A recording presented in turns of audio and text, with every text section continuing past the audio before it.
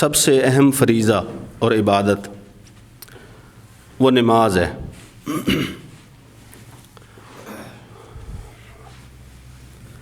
اسلام لانے کے بعد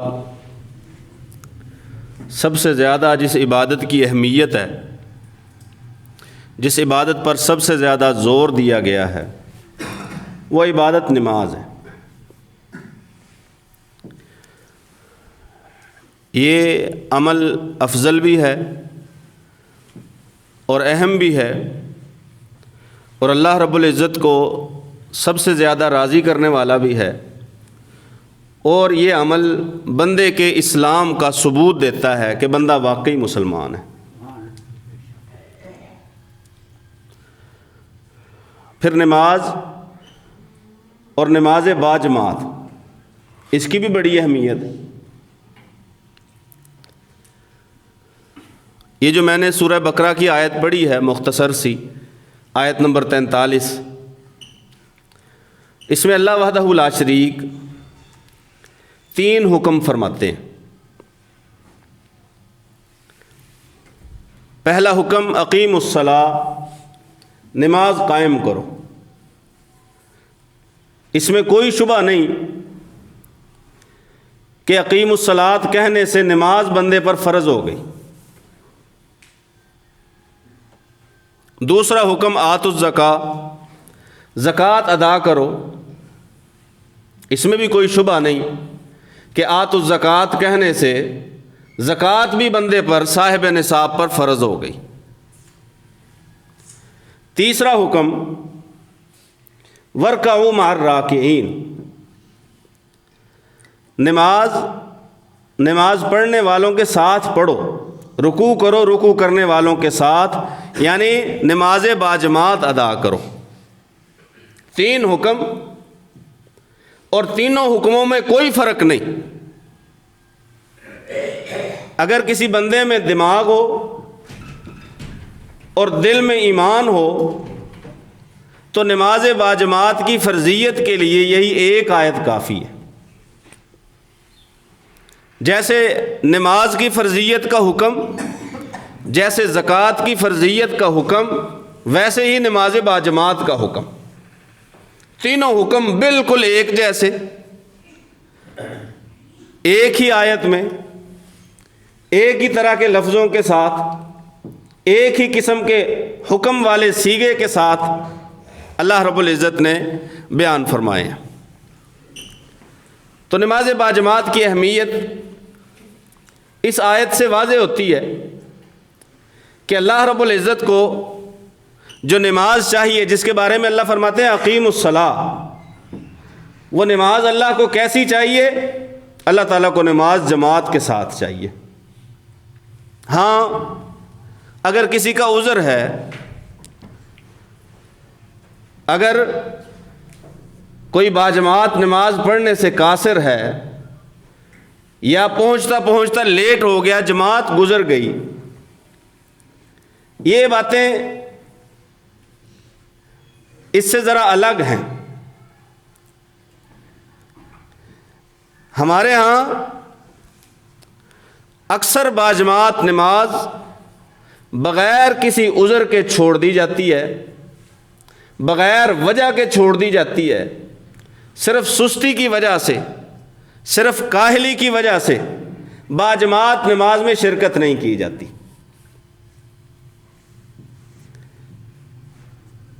آج ایک حدیث ہے جو میں آپ کو سناؤں گا، اور ہم کوشش کریں گے کہ وہ حدیث مجھے بھی یاد ہو جائے اور آپ لوگوں کو بھی یاد ہو جائے۔ حدیث بڑی مشہور ہے، حضرت عبداللہ بن ام مکتوم رضی اللہ تعالی عنہ، سنن نبی داؤد کی حدیث ہے۔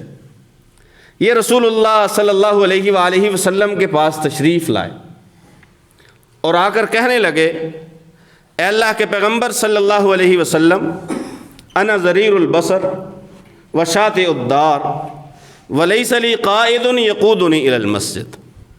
اس حدیث میں اس صحابی نے 3 عذر پیش کیے۔ پہلا عذر کیا ہے؟ میں نابینا آدمی ہوں، آنکھوں سے نظر نہیں آتا۔ دوسرا عذر، میرا گھر بھی مسجد سے دور ہے۔ تیسرا عذر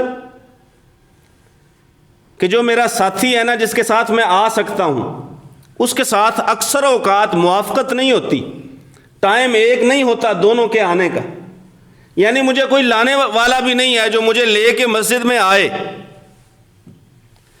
حل تجد لی رخصہ، کیا میرے لیے کچھ گنجائش نکلتی ہے؟ کس بات کی گنجائش؟ کہ میں نماز گھر میں پڑھ لوں، نبینا ہوں، گھر دور ہے، ساتھ آنے والا یا لانے والا بھی کوئی نہیں، اجازت مانگتا ہوں، اجازت دیجئے، رخصت دیجئے، گنجائش نکالیے کہ نماز گھر میں پڑھ لوں، جماعت کے بغیر پڑھ لوں۔ رسول اللہ صلی اللہ علیہ وسلم نے فرمایا لا اجد لک رخصہ، کوئی گنجائش نہیں ملتی۔ دوسری حدیث مسند احمد کی، عبداللہ بن ام مکتوم رضی اللہ تعالیٰ عنہ فرماتے ہیں کہ میں نے رسول اللہ صلی اللہ علیہ وآلہ وسلم سے گزارش کی کہ میرے گھر اور مسجد کے درمیان راستے میں کھجور کے درخت بھی ہیں اور دوسرے درخت بھی ہیں، راستہ سیدھا نہیں ہے، خالی نہیں ہے، روڈ نہیں بنا ہوا، درخت ہیں بہت زیادہ، اور وَإِنَّ الْمَدِينَةَ كَثِيرَةُ الْحَوَامِ وَالسِّبَاعِ، اور مدینہ میں جو کیڑے مکوڑے ہیں نقصان پہنچانے والے، موذی حشرات الارض، وہ بھی بہت زیادہ ہیں، اور درندے بھی بہت زیادہ ہیں، کیا مجھے اجازت مل سکتی ہے؟ رسول اللہ صلی اللہ علیہ وآلہ وسلم نے فرمایا اذان سنائی دیتی ہے؟ کہا جی اذان سنائی دیتی ہے۔ فرمایا فاجب، پھر آنا پڑے گا۔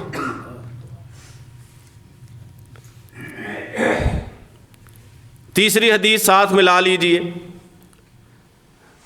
طبرانی میں ہے، حضرت ابو امامہ رضی اللہ تعالیٰ عنہ وہ بیان کرتے ہیں کہ عبداللہ بن ام مکتوم نے رسول اللہ صلی اللہ علیہ وآلہ وسلم سے کہا بی ابی و امی، اے اللہ کے پیغمبر صلی اللہ علیہ وآلہ وسلم، میرے ماں باپ آپ پہ قربان ہوں، انا کما ترانی، میں جیسا ہوں وہ آپ کے سامنے ہوں۔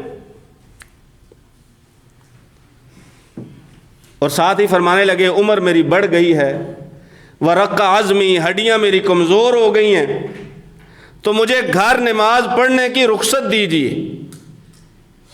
رسول اللہ صلی اللہ علیہ وسلم نے فرمایا اذان کی آواز آتی ہے؟ آتی ہے۔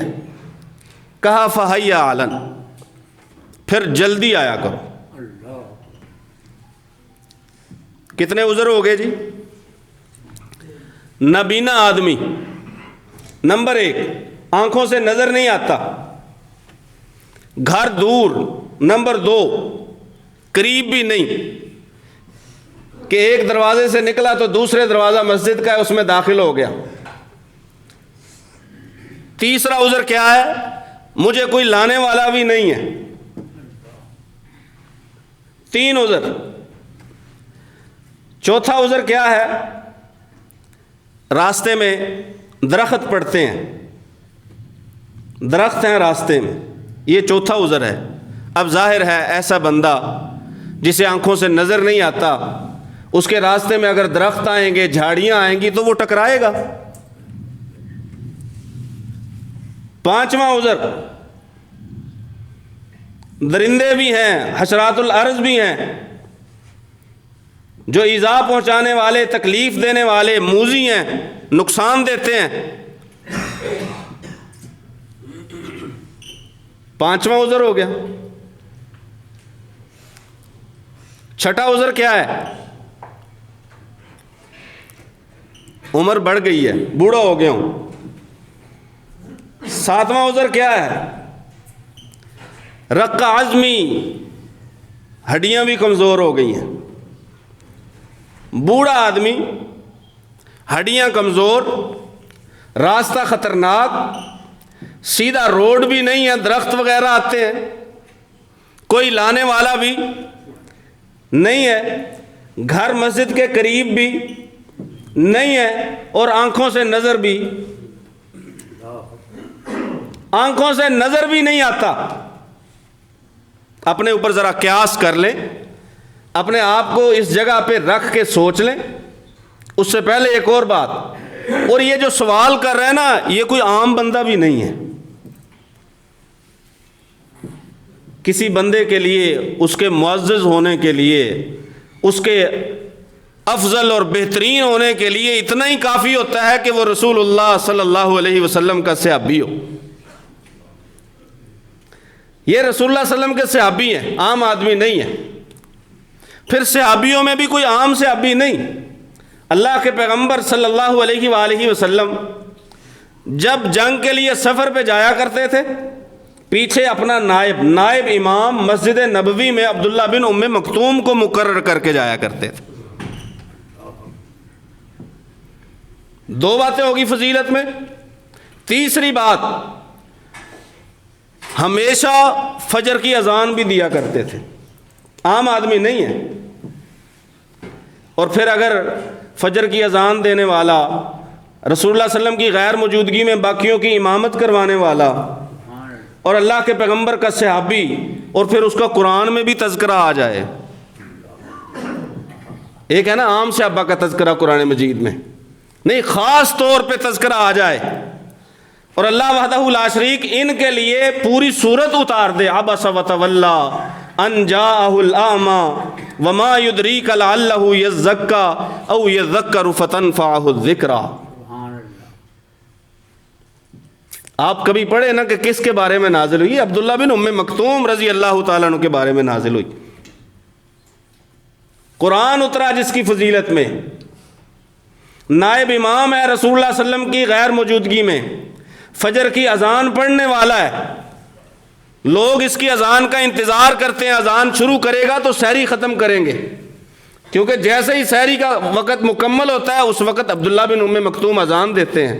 اور رسول اللہ صلی اللہ علیہ وسلم کے صحابی بھی ہیں، عام بندہ نہیں ہے، عام بندہ نہیں ہے. اس لیے یہ بات واضح ہو جائے کہ یہ جو انہوں نے اپنے عذر پیش کیے ہیں نا 7، ان میں سے کوئی بھی عذر جھوٹا نہیں ہے، جھوٹ نہیں بولا، جان بوجھ کے جان چھڑانے والا کام نہیں کیا، عام بندہ نہیں. اب ذرا اپنے آپ کو یہاں پہ رکھ کے سوچیں، نبینے ہیں سارے ایسے ہیں کہ گھروں سے سیدھا روڈ مسجد کو نہیں آتا، سارے ایسے ہیں کہ جنہیں سہارے کی ضرورت ہے اور سہارے والا ہی کوئی نہیں. کیا سارے ایسے ہیں کہ راستے میں درختوں سے ٹکراتے پھرتے ہیں؟ کیا سارے ایسے ہیں کہ جنہیں درندوں کا اور حشرات الارض کا، بچھوؤں کا، سانپوں کا خوف اور ڈر ہے؟ کیا سارے ایسے ہیں جو بوڑھے، لاغر اور کمزور ہو چکے ہیں؟ کیا سارے ایسے ہیں کہ جن کی ہڈیاں کام نہیں کرتی؟ اگر سارے ایسے نہیں ہیں، اور شکر کرو، الحمدللہ پڑھو کہ سارے ایسے نہیں ہیں. اگر ایسے نہیں ہیں تو پھر بتاؤ مسجد میں نماز باجماعت کے لیے کیوں نہیں آتے؟ ایسے بندے کو تو اجازت نہیں دی گئی، آپ نے اجازت کہاں سے لے رکھی؟ کیا کوئی اور رسول بنا لیا جس نے آپ کو اجازت دے دی؟ یا کہیں سے کوئی آیت آپ نے پڑھ لی جس آیت کو سن کے پڑھ کے آپ سمجھ رہے ہو کہ مجھے مسجد میں باجماعت نماز کے لیے آنے کی ضرورت نہیں ہے؟ یا اللہ کے پیغمبر صلی اللہ علیہ وسلم سے بڑا کوئی مرشد اور پیر مل گیا ہے کہ جس نے آپ کو کہہ دیا خیر ہے مسجد میں نہ جایا کرو؟ عذر بھی نہیں. اور ادھر عذر والے کے لیے 3 جواب، 7 عذر پیش کیے، 3 جواب. پہلا جواب کیا ہے؟ لا اجد لک رخصہ.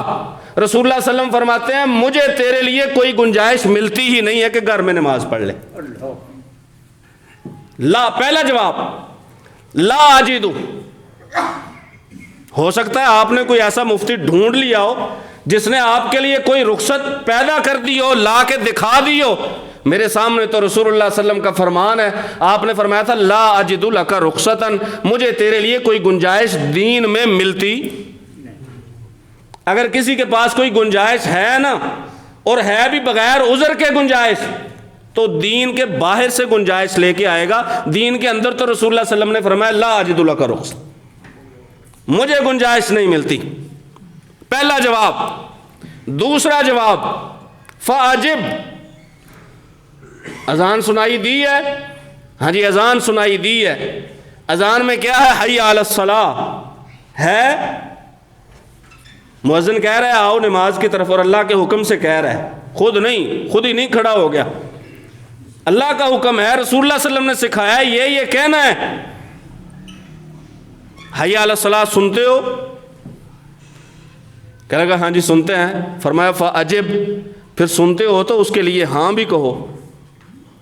دوسرا جواب، ہاں کہو اگر حی علی الصلاۃ حی علی الفلاح سنا ہے تو، اس کو نظر انداز نہ کرو، اپنے آپ کو مستثنا نہ سمجھو، خود سے اپنا استثناء نہ ڈھونڈتے پھرو کہ یہ جو حی علی الصلاۃ کہا گیا ہے یہ کسی اور کے لیے کہا گیا ہے۔ دو جواب۔ تیسرا جواب، فحی علن، ہاں بھی اذان سنی ہے، ہاں جی اذان سنی ہے، کہا تو پھر جلدی آ، اذان سن کے بیٹھا نہ رہ کہ بیٹھا رہوں۔ زیادہ نماز کو لیٹ کر کے پڑھنا نا، رسول اللہ صلی اللہ علیہ وسلم نے اسے منافق کی نماز بھی کہا۔ رسول اللہ صلی اللہ علیہ وسلم نے فرمایا ایک بندہ بیٹھا رہتا ہے، انتظار کرتا رہتا ہے، نماز پڑھنی ہے، ابھی نماز رہتی ہے اس کی، لیکن بیٹھا ہوا ہے، انتظار کر رہا ہے، حتیٰ کہ سورج عین غروب ہونے کے قریب ہوا کہ شیطان کے دو سینگوں کے درمیان چلا گیا، اٹھتا ہے، 4 ٹھونگے مارتا ہے جیسے کوا ٹھونگے مارتا ہے، اللہ کا ذکر اس میں بس تھوڑا سا کرتا ہے۔ اذان سنی، اذان سنائی دی، 3 حکم ہیں، 3 جواب ہیں، کوئی گنجائش نہیں، حی علی الصلاۃ سن کے آنا پڑے گا، اور تیسرا جواب ہے جلدی آؤ، جلدی آنا پڑے گا۔ امید ہے کہ یہ حدیث آپ لوگوں کو یاد ہو گئی ہوگی۔ شروع سے میں نے 3 حدیثوں کو جوڑا، اور تینوں میں جو عذر بیان کیے انہوں نے رسول اللہ صلی اللہ علیہ وسلم کے سامنے، وہ میں نے بتائے۔ اگلی حدیث سنیے، یہ بھی حدیث بڑی مشہور ہے۔ رسول اللہ صلی اللہ علیہ وسلم نے فرمایا والذی نفسی بیدہ لقد ہممت، رسول اللہ صلی اللہ علیہ وسلم قسم اٹھاتے ہیں، اس ذات کی قسم جس کے ہاتھ میں میری جان ہے، اس ذات کی قسم اٹھاتے ہیں، فرمایا اس ذات کی قسم ہے جس کے ہاتھ میں میری جان ہے۔ یہ ہمارا ایمان ہے کہ اگر اللہ کے رسول صلی اللہ علیہ وسلم قسم اٹھائے بغیر بھی بات کریں نا تو بات سچی ہی ہوگی، بات سچی ہوگی۔ لیکن اگر رسول اللہ صلی اللہ علیہ وسلم قسم اٹھا رہے ہیں اور قسم اٹھانے کے باوجود پھر اگلا بندہ سننے والا پڑھنے والا مانتا نہیں ہے، بتاؤ خوش بخت ہے کہ بدبخت ہے؟ صرف کہہ دیتے نا کافی تھا، سچ تھا، لیکن ساتھ میں قسم بھی اٹھائی، اہمیت بڑھ گئی، بات کی اہمیت بڑھ گئی نا جب قسم بھی اٹھائی ساتھ میں۔ سچا بندہ ہے، دنیا مانتی ہے، ہمیشہ سچ کہتا ہے، لیکن اپنی بات کرتے ہوئے ساتھ قسم بھی اٹھاتا ہے، بات کی اہمیت بڑھ گئی، بات میں وزن پڑ گیا۔ فرمایا والذی نفسی بیدہ لقد ہممت ان آمر بالصلاۃ، لقد یہ ساتھ میں لام جو ہے نا وہ تاکید کا بھی لگا دیا، لقد تاکید مزید بھی ڈال دی۔ یقیناً ہممت، میں نے پختہ ارادہ کر لیا تھا، ان آمرا کہ میں حکم دوں، بحطب لکڑیاں اکٹھی کرنے کا، فیحتطب، امام ابن حجر نے لکھا ہے پھر ان لکڑیوں کے چھوٹے چھوٹے ٹکڑے کیے جائیں، ان کو چھوٹا چھوٹا کر لیا جائے، پھر میں حکم دوں نماز کا، نماز کے لیے اذان دی جائے، پھر میں حکم دوں کسی نوجوان کو کہ وہ لوگوں کی جماعت کروائے۔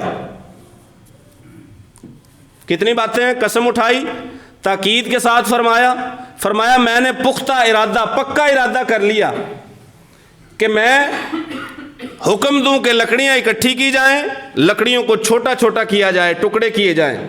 اور جو لکڑیوں سے آگ جلاتے ہیں انہیں یہ بات بخوبی معلوم ہے کہ چھوٹی لکڑیوں کو آگ جلدی لگتی ہے، بڑی لکڑی کے مقابلے میں چھوٹے چھوٹے ٹکڑے ہوں تو ان کو آگ جلدی لگتی ہے۔ پھر کیا کروں، حکم دوں نماز کا، نماز کے لیے اذان ہو جائے، اور میں نماز نہ پڑھاؤں بلکہ اپنی جگہ پہ کسی اور کو کھڑا کر دوں کہ وہ نماز پڑھائے۔ پھر میں کیا کروں، میں نکل جاؤں ان لوگوں کے گھروں کی طرف۔ کن کے گھروں کی طرف؟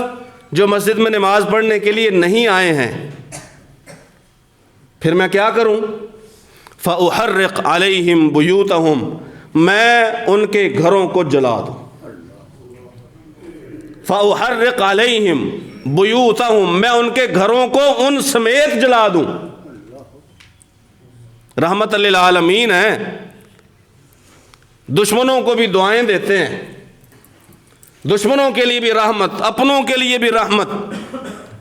لیکن جو باجماعت نماز پڑھنے کے لیے نہیں آتا، ایسا نمازی جو باجماعت نماز پڑھنے کے لیے مسجد میں نہیں آتا، اذان سننے کے باوجود، مسجد کی قربت کے باوجود، سارے وسائل ہونے کے باوجود، فَأُحَرِّقْ عَلَيْهِمْ بُيُوتَهُمْ، پیغمبر صلی اللہ علیہ وسلم فرماتے ہیں میں ان سمیت ان کے گھروں کو جلا دوں۔ دو نقصان ہیں، جانی نقصان بھی ہے اور مالی نقصان بھی ہے۔ گھر کا جلنا، گھر کا جلا دیا جانا مالی نقصان ہے، اور ان گھروں میں بندوں کا بھی موجود ہونا، ان کا جل جانا جانی نقصان ہے۔ رسول اللہ صلی اللہ علیہ وآلہ وسلم نے قسم کھا کے کہا، ارادہ میں نے بنا لیا تھا کہ میں جلا دوں، اگر مجھے بچوں اور عورتوں کا خیال نہ ہوتا میں یہ کام کر جاتا۔